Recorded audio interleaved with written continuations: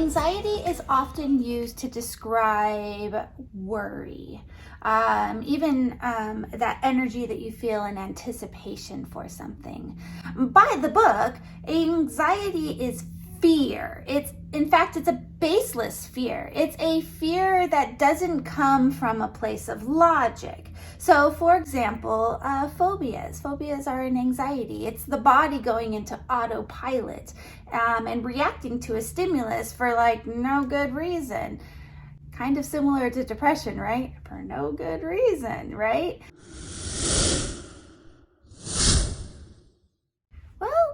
To figure this out, we have to go back to the brain and tap into our geek selves again. I love this part. Remember that limbic system? That's the emotion center of the brain. And remember, the brain's job is to try to survey our environment and figure out, is there any threats? Is there anything that's going to threaten my health or my well-being, even emotional threats as well. So what happens is that information comes up and it cycles through the limbic system. Now, between that bottom brain and that middle brain, if those two brains decide that whatever the situation is might be a threat or even a potential threat, especially a potential threat, then they're going to sound the alarms and go on alert, and they're going to be just like police officers, taping off a crime scene. They're going to back off everybody else and say, nothing to see here, folks. Back off, stay out of the way. We have business. We have to take care of things. The brain actually does something like that. And what ends up happening in that situation is that when the red alarms go up and it goes warning, warning, threat, then it cuts off that thinking brain. It cuts off that frontal lobe. Have you ever seen your kid go through a tantrum and wondered, what are you doing?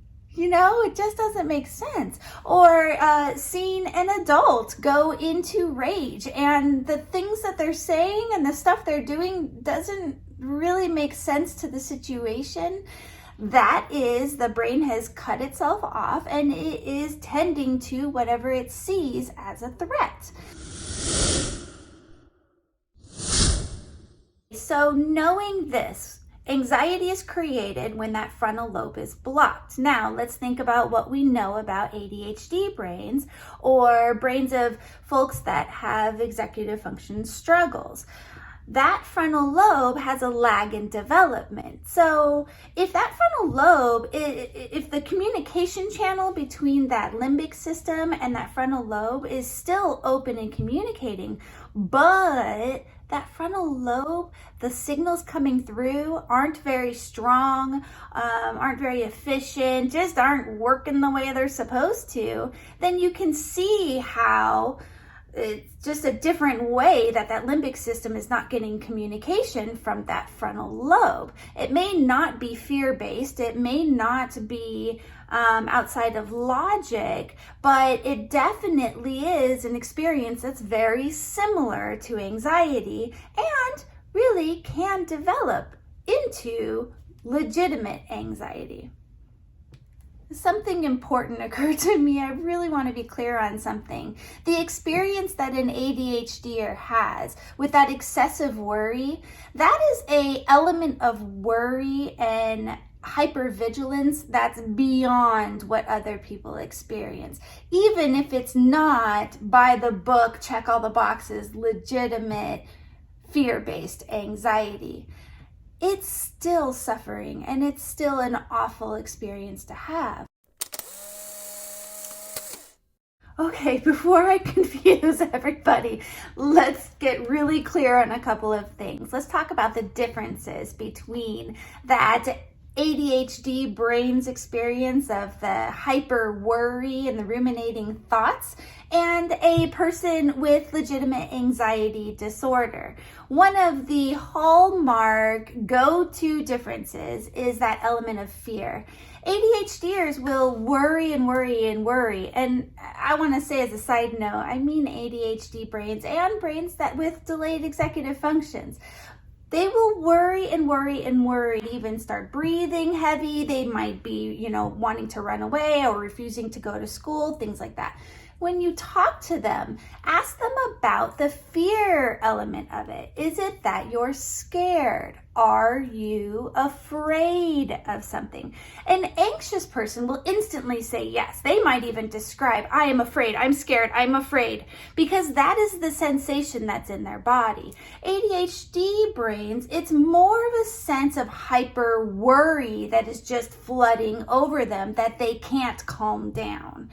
Anxious brains, it's a sense of fear, legitimate, my life is going to end, the people that I love are going to die kind of horrible fear that comes over their body. So that fear factor is a really good differentiator.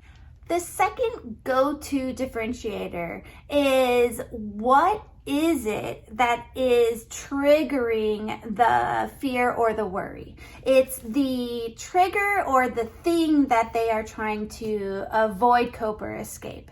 There's a difference. With folks that are dealing with anxiety, sometimes it's with legitimate anxiety disorder, it can be, I don't know. I have no idea what I'm scared of. I am just really, really scared, like my life is ending and people that I love are going to die. And it's all over me, this fear.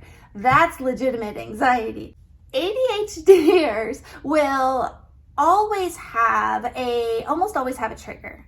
I just say almost because nothing's 100% ever, but they will almost always have some kind of trigger. I'm worried that my friends are not going to like me. I'm worried that the teacher's going to yell at me. We have so many incidents in our life where we get side eye and we get rejected and we get we annoy people, we don't know why, but they will always have some kind of a logic-based fear. So a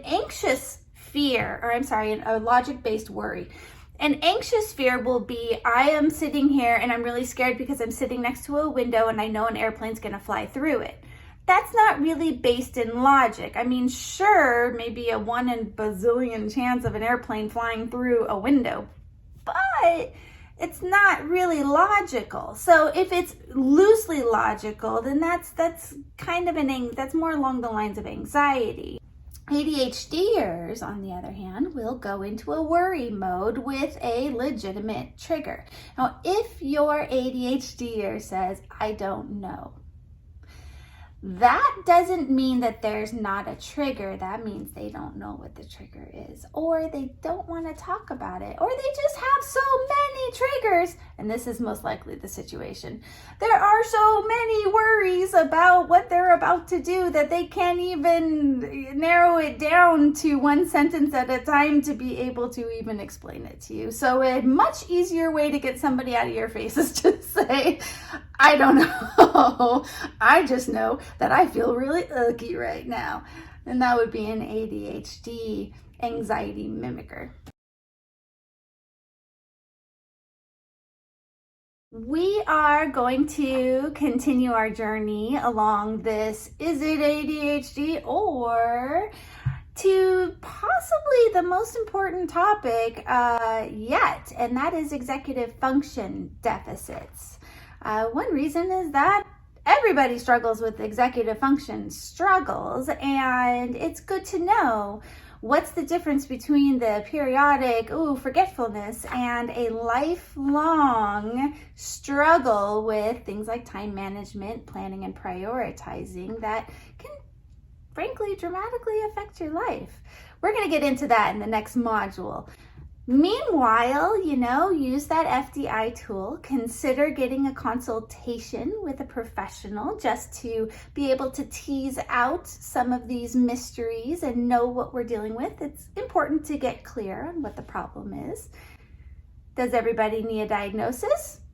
No, not necessarily. And I'm going to cover that in Module 4. But for right now, just let this new information settle in and notice what you notice, because I bet you're going to start noticing things differently.